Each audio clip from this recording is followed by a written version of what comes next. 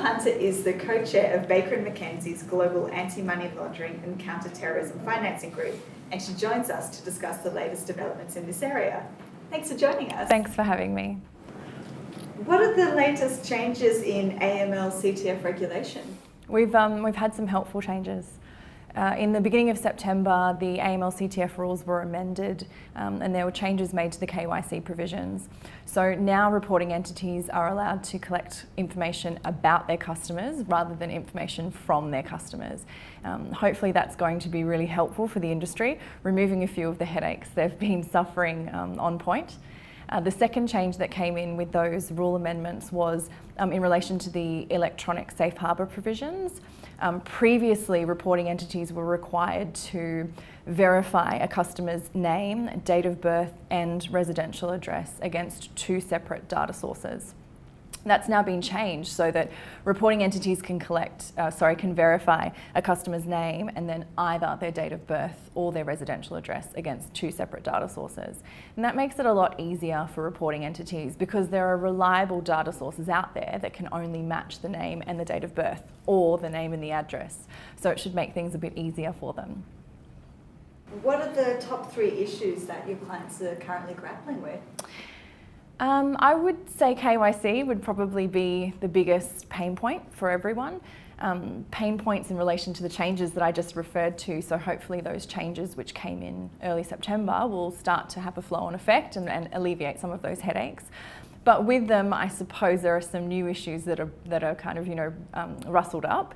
And that is that we don't really have any guidance yet as to what types of sources you can use to collect information about your customer.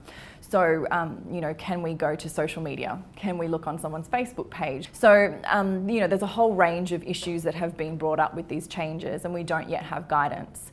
And also, reporting entities need to be cognizant of their privacy law obligations when they're thinking of changing their procedures or making amendments to their KYC procedures.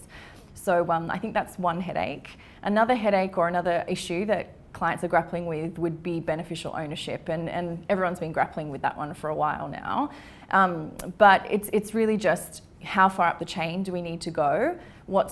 Is there a difference between looking at identifying and verifying the ultimate beneficial owner or, everyone in the chain, and do we need to do everyone in the chain up to or just that ultimate beneficial owner? So still confusion around that. Trust structures are very tricky for looking at beneficial owners. And also clients that are dealing with Chinese corporations where they have different corporate structures that might make it a little bit harder to ascertain who the beneficial owner is. And then I think a last issue, if I have to think of another issue that people are grappling with, it would probably be outsourcing. A lot of our clients kind of seek guidance as to what legislative obligations they can and can't outsource. And then when outsourcing happens, more often than not, it's offshored. So it's then how do we monitor what's happening overseas and how do we ensure that our overseas third-party service providers, or it could be a related body corporate that's helping out offshore, how do we monitor them and ensure that they're doing things in accordance with Australian law and not just their local law provisions. So I think those would be probably the biggest issues at the moment.